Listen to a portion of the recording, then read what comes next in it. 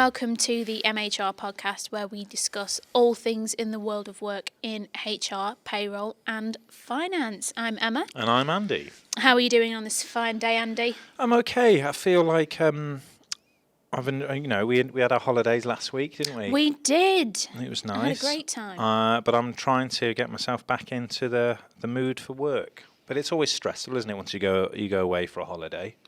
We were in Benidorm for a week. It was lovely. We've been soaking up that sun. Can you not tell from our tan? That's a special podcast Nice, isn't it? episode coming out for that, isn't it? Oh, We'll call yeah. it On the Streets of the MHR podcast.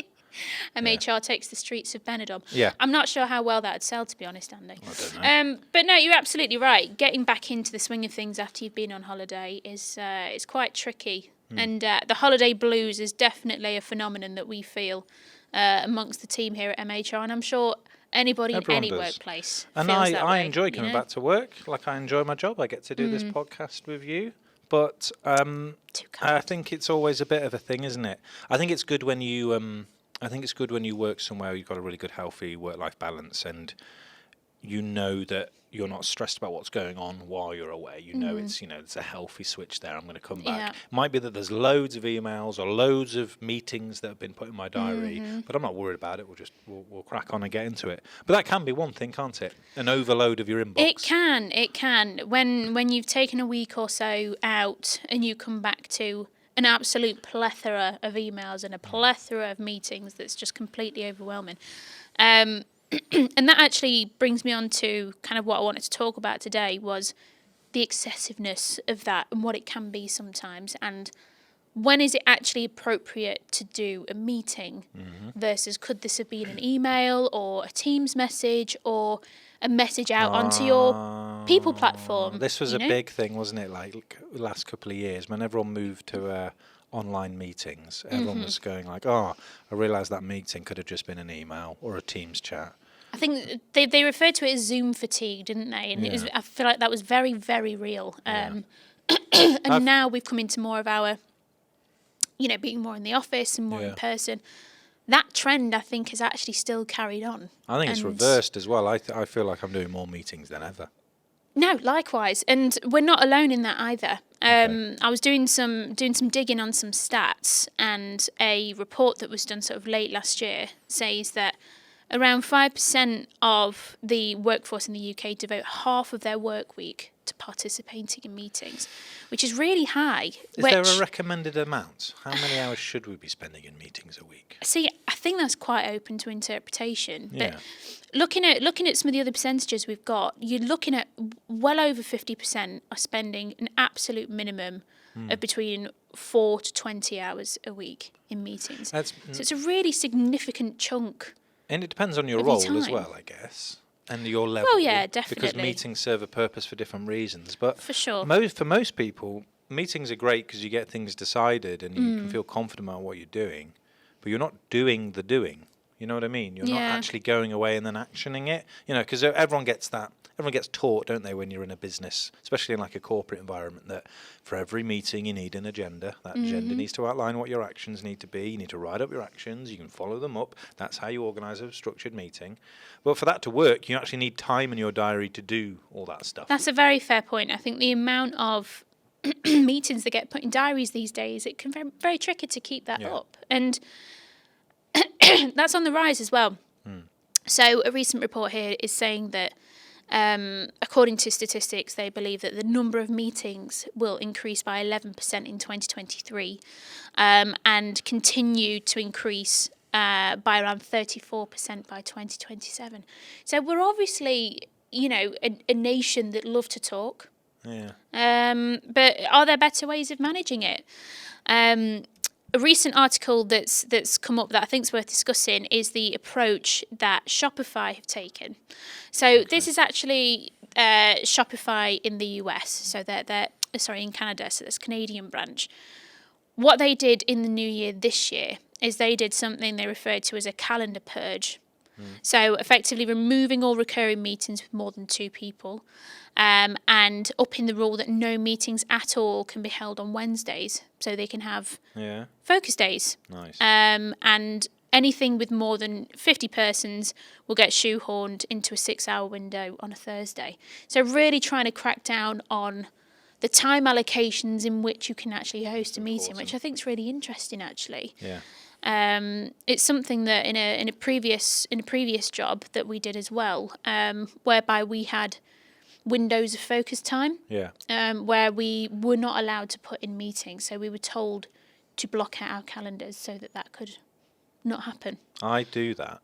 It doesn't work. I can't say. I was just about to say I don't feel like that got stuck to almost at all because of kind of limitations in availability, but it's an interesting approach to take when it comes from the top, certainly from a business of this size as well, such as Shopify, of taking that view of trying to block that time out and really passing down that culture. I think there's an acknowledgement as well of kind of level of seniority versus kind of time that should be spent in meetings.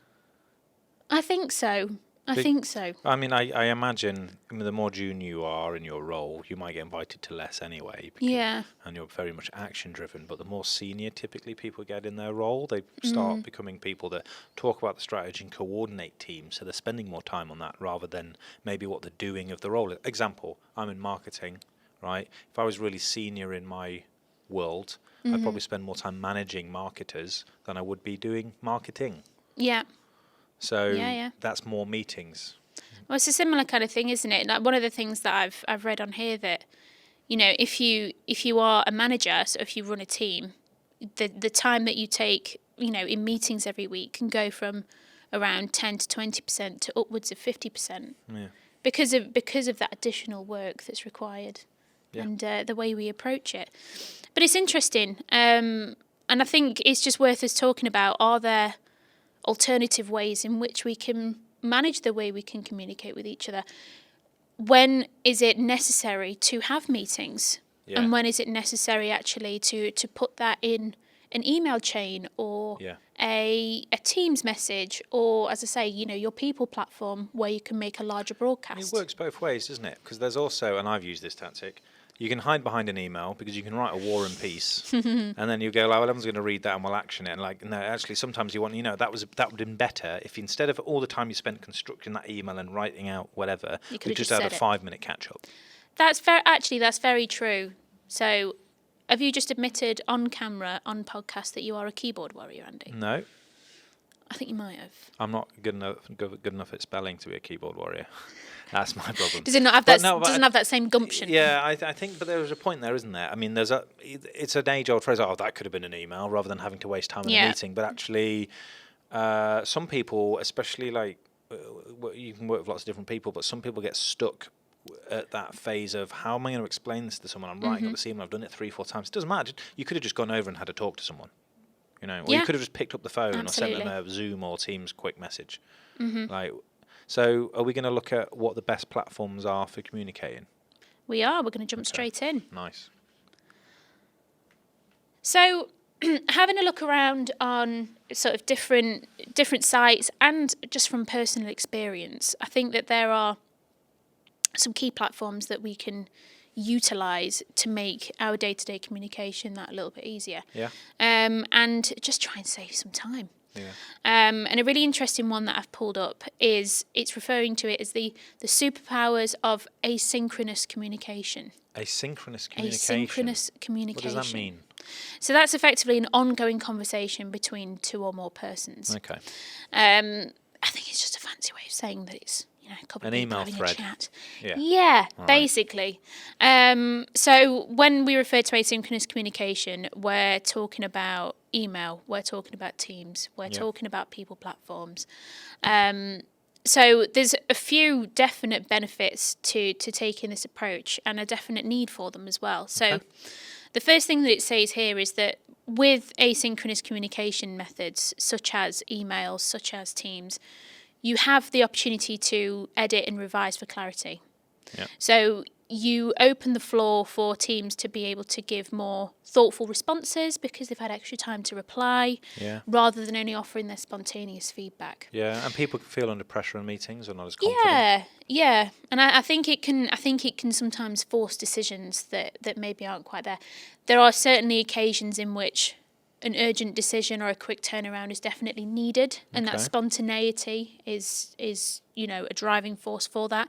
But with something that you want to be more kind of timely with and considered on, having it in a written format where people can take it away, absorb it, and as this says here, come back with a more thoughtful response is probably a better way to approach it. So that's a good way of looking at it then. So if I need urgent actions and I need things to happen today now, we meet, we talk. Mm-hmm. But if I need you to think about it, or we consider we've got a very clear time frame, we can then communicate asynchronously.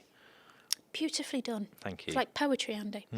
The next one that we've got is the kind of the persistence of asynchronous communication as well. So it's easier to refer back to and can be referenced later as well. It's a permanent record, effectively, of the conversation. Nice. Whereas, obviously, with like video calls and things, we do have the ability to transcribe. We've got the ability to record. Yeah. But it's still a lot easier to be able to have it, kind of pre-written.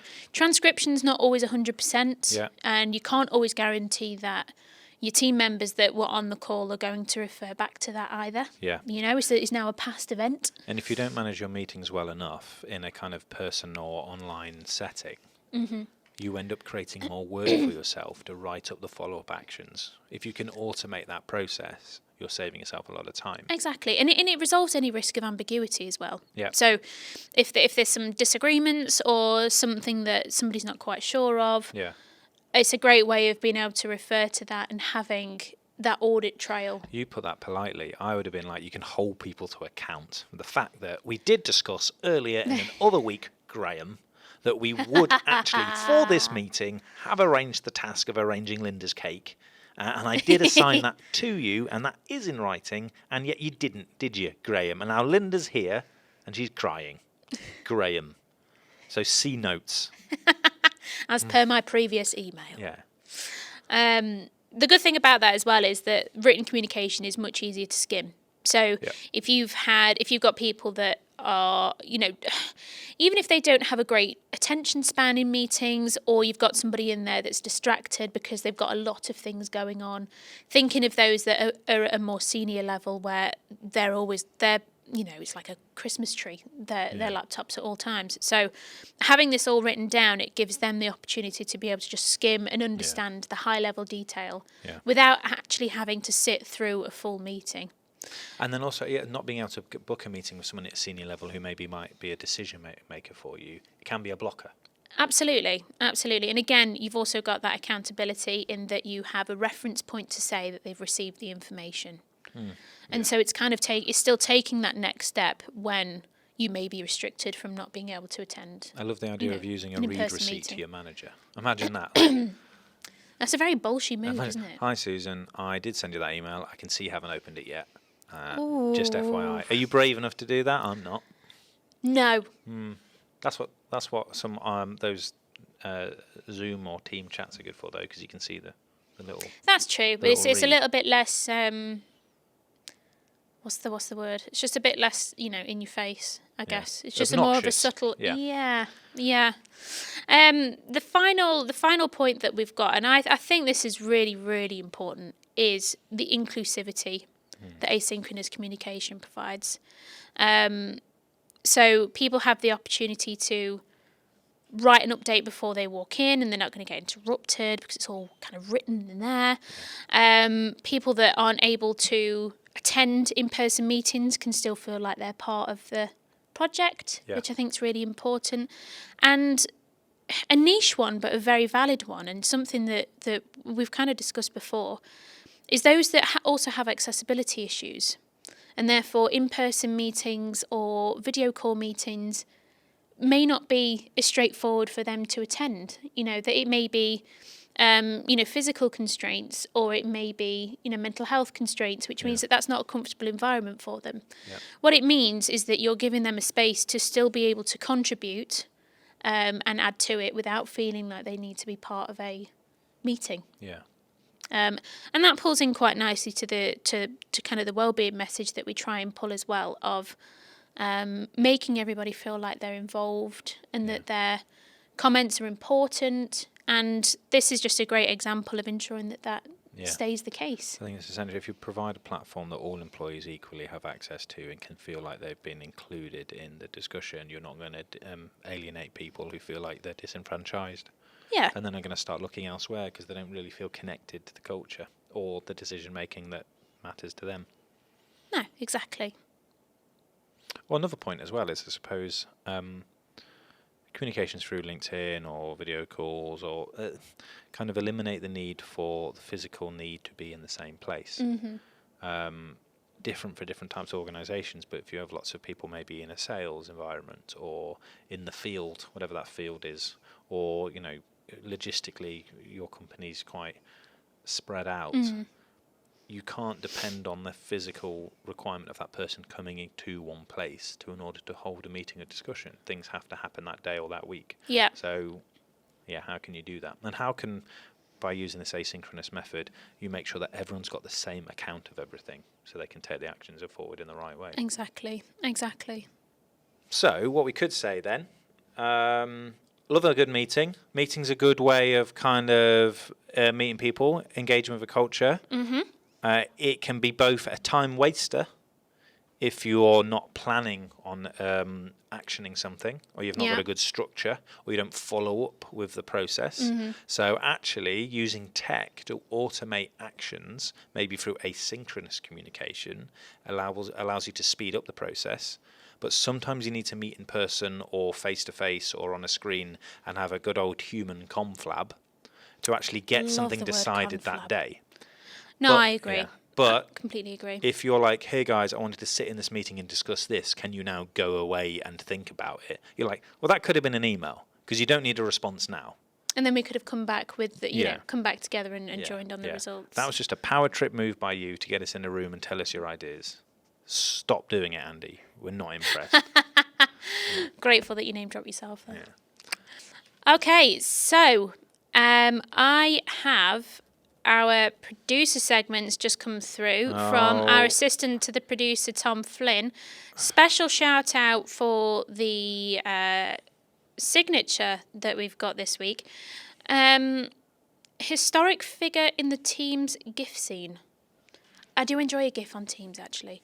There was a brief spell late last year where it disappeared for a couple of weeks, and I was mortified. Yeah. That's half of my communication channel gone. Yeah, it's worrying that the producer of this podcast and marketer, Tom, actually depends on GIFs to communicate. But well, he's supported that with his sign-off, where he's put, sincerely terrified of impromptu phone calls, Tom. Yeah, fair enough. You are such a Gen Z. My goodness me. So what's he got? Have we got the same email this time? Okay, we have got the same email this time. So, here's the brief. You've just come back from Benidorm and you're greeted with 3,967 emails. Gordon Bennett. Many of which include meetings that make you raise an eyebrow. So, what do you reckon? 4 p.m. meetings on a Friday. Oh, no, right. Tell you what. Now, I'm all for, if you're a senior person, you got to work. But if you book, to me, the cut-off point's 3. Like, because I need you always need a good hour at the end of your week to make sure you're prioritising your workload, you're working on stuff. No. You book a meeting with me at 4 p.m. on a Friday, you are having that meeting on your own. Oh, honestly, I've got to be honest. I have 2 meetings in after 3 on this very Friday, because that was the only available time. I will hasten to add, if you are a senior manager of mine and you do book a meeting in on Friday at 4, that's absolutely fine. Of course, I'll be there unless I have some kind of impromptu dental emergency. Please, sir, don't shout at me, sir. Yeah. Oh, no thanks. Okay, so I've got one here then. What will you do if you get general catch-ups that get booked in over your lunch? Okay, I need to make something very clear here. Okay. I get quite aggressive when I'm hungry, and when I hit 12 o'clock, your gal's got to eat. So you're on the dot at 12 o'clock. I'm an on the dot at 12 o'clocker. Okay. Monchi motta. Yeah. That didn't work, did it? Basically, I need to eat at 12. Okay. So if they want to put in a general catch-up, that is fine, but please do not expect me to not be bringing in my ham sandwich and my crisps and be eating very loudly. I think that's fair. I need to eat. It's all about communication, isn't it? So Yeah. a lot of people block out like a lunch hour in their diary. It depends on where you work. Some Yes. people want a lunch hour, some people have a lunch half hour, some people do whatever they want. I think that's what you do with that is absolutely fine, as Yeah. long as you set clear expectations about that's how you're managing your time. I think blocking out the hours is a good tactic, actually. Yeah. Something to consider. Because I'm actually not fussed when I take my lunch break, as long as I make it clear that I'm going to have one, because I think that's good health, work-life balance. It's a You good do habit to get into, isn't it? But if you For work in a sure. company where a lot of people on the dot, like, oh, it's 12, I'm going to lunch, and you want to be part of that, that's absolutely fine. Mm-hmm. But you've got to make it clear so people can set expectations around it. I also get FOMO, so I don't like missing out on lunch. Fair enough. Okay. So I've got another one for you. All right. Darren, he's back. Oh, Daz is back from Selby. Daz, he's back from Selby, Fanta Limon in hand. Darren's booked in a Teams call, but Okay. he still can never remember how to share a screen despite lockdown being over 3 years ago. Well, What do you reckon? so is the problem here that I just think it's a waste of time being on Teams? You'll be there for a good 20 minutes whilst he's trying to figure out how to share You know a screen. what? If I have a meeting booked in by someone and I'm worried about how that's going to go because of the platform they're using, whether it's in person or whatever, I would probably reach out to them first and go, in the nicest possible way, could we have this a different way? Or, you know Yeah. what? I saw Yeah. you put that meeting in. Is that really what you want to discuss? Maybe we can chat about it now. And then Okay. I'll politely steer that conversation into, oh, well, we've discussed that now. Shall we get rid of that meeting? Is that your way of doing it without sounding incredibly passive-aggressive? Yeah.